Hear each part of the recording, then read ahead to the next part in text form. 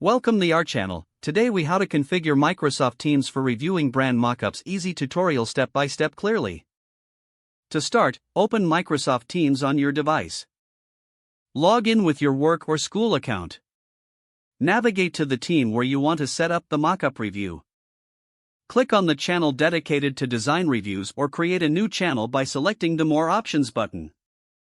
In the selected channel, click on the Files tab at the top.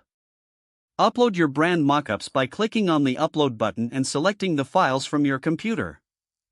Once the files are uploaded, click on the mockup file to open it in the viewer. To facilitate discussion, click on the Reply option to add comments related to the specific mockup. Encourage team members to use the comments section for their feedback. To set a meeting for a live review, click on the Meet button in the channel. Schedule the meeting by selecting the desired date and time, then add a suitable title. Invite team members by typing in their names or emails in the invite field. Before the meeting starts, ensure that the mockups are accessible to all participants. During the meeting, share your screen to showcase the mockups clearly. Discuss each mockup, allowing team members to voice their opinions. Use the in-meeting chat function to gather real-time feedback during the review.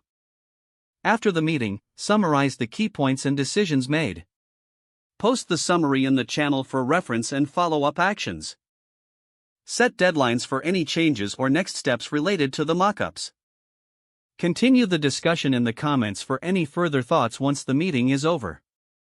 Review feedback periodically and keep the team updated on the progress. If the page does not load, refresh the browser or try again in a private or incognito window.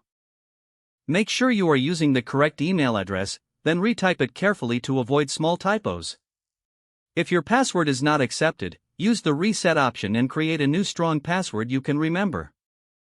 Check your spam folder for verification or security emails, then complete any requested confirmation steps.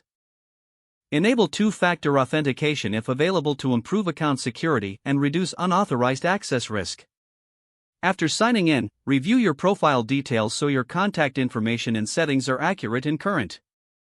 If you see an error message, note it down and try again after restarting your device and internet connection. Don't forget to like this video and subscribe to our channel for more step-by-step tech guides.